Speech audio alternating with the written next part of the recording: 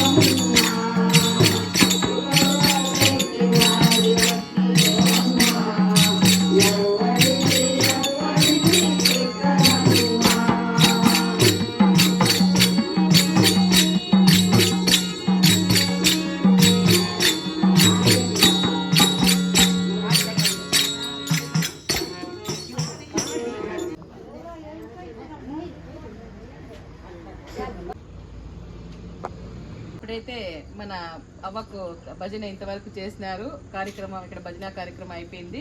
ఇప్పుడు ఇక్కడ ఉన్న మన అమ్మ వాళ్ళకైతే అందరూ పెద్దవాళ్ళే కదా, అందుకని అమ్మ వాళ్ళకి పసుపు కుంకుమ ఇద్దాం అనుకున్నాము. తర్వాత పసుపు కుంకుమ ద్వారా మళ్ళీ ఏమేమి ఇస్తామనేది ఒకసారి మీ ముందుకు వస్తుంది, చూడండి. చాలా యాక్టివ్గా భజన చేశారు. మా మీ అందరికీ ధన్యవాదాలు.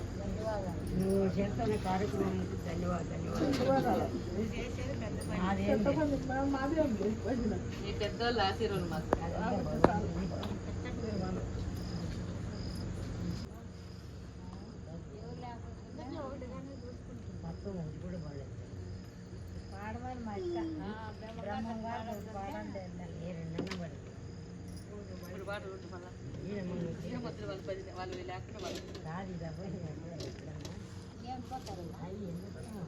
ఇక్కడ చూడండి, ఇక్కడైతే మన భజన కార్యక్రమానికి అయితే భజన మండలి వాళ్ళు వచ్చారు కదా, వాళ్ళందరికీ అయితే అమ్మ ఆకు ఒక్క ఇచ్చి వాళ్ళకైతే ప్రతి ఒక్కరికి కొంచెం అయితే అమౌంట్ అయితే ఇస్తున్నారు. చూడండి, ఇక్కడ అందరూ చాలా సంతోషం అయితే పడ్డారు. ఎందుకంటే మన ఆశ్రమంలోకి వచ్చి ఇలాంటి కార్యక్రమం చేయడం వాళ్ళకి చాలా ఆనందంగా అయితే ఉందని అయితే తెలియజేశారు. ఈరోజు మన ఆశ్రమంలో భజన చేసినప్పుడు కొన్ని పాటలతో చాలా ఆనందంగా మమ్మల్ని కానీ ఆనంద పెడుతూ, అక్కలు కానీ చాలా యాక్టివ్గా పనిచేస్తూ భజన చేస్తూ చాలా డాన్స్ కానీ ఒక 5-6 మంది చాలా బాగా చేసినారు.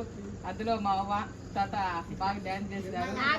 నాగమ్మవ్వ మీరందరూ చాలా బాగా యాక్టివ్గా ఉన్నారు, బాగా భజన చేస్తున్నారు. అందులో ఇంకా ఒకటి ఏమంటే మన గంగమ్మ గుడి, మారమ్మ గుడి కదా, గుమ్మయ్య గారిపల్లిలో మారమ్మ గుడి టెంపుల్లో వీళ్ళంతా కమిటీ మెంబర్స్ అన్నమాట.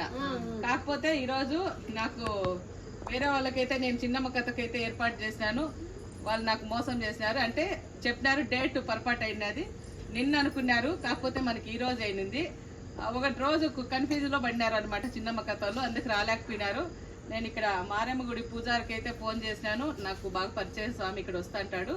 అందుకని స్వామికి చేస్తే అమ్మ మన గుళ్ళోనే మన కమిటీ మెంబర్లు అంతా ఉన్నారు, భజన చాలా బాగా చేస్తారు, భజన చేస్తే చాలా మంచిది. ఆ చిన్నమ్మ కథ కంటే భజన అయితే చాలా మంచిదమ్మా, నేను అందరినీ పంపిస్తాను, రెడీ చేసుకోండి అమ్మా అని చెప్పినాడు. మనం ఇక్కడ మనకున్నంతలో భోజనాలు ఏర్పాటు చేసి తర్వాత మనకున్నంతలో పసుపు కుంకుమ ఇచ్చినామన్నమాట. నాకైతే ఇంకా ముందే అంటే డేటు అంటే మేము మీతో కన్ఫామ్ అనేది ఫస్ట్ తెలుసుకుంటే ఇంకా బాగా చేసేవాళ్ళు. మేము తొందరగా 1 గంటలోనే అన్ని రెడీ చేసినాం అనమాట, ఎందుకంటే వాళ్ళు మోసం చేసినారు. 1 గంటలోనే మనం అవన్నీ రెడీ చేసేందుకు ఈ టైం అయినది. మీరందరూ మమ్మల్ని సంతోషపెట్టి బాగా చేసినందుకు మీ అందరికీ మా తరఫున ధన్యవాదాలు. మీకు ఎలా అనిపిస్తుంది ఇక్కడ వచ్చినాక మీరు చెప్పండి.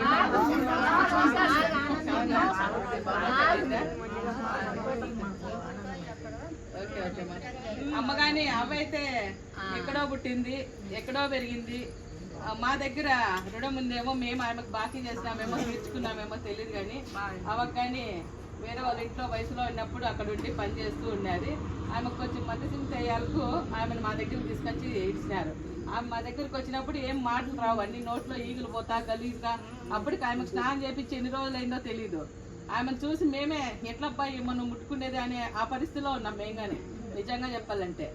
మళ్ళీ ఆమెకు మేమే ఇంక ఇట్లుంటే ఏం లేదని చెప్పి స్నానం చేపించి బాగా రెడీ చేసి ఆమెకు మేము మాట్లాడుతూ మేము పేర్లు చెప్పుకుంటా ఎవరు ఇల్లు పలానోళ్ళు ఎవరు పేర్లు చెప్పించి ఆమె మంచి మైండ్లోకి వచ్చేటట్టు చేసినాము. వచ్చినాక మా మీద ప్రేమ బాగా పెంచుకుంది పాపం.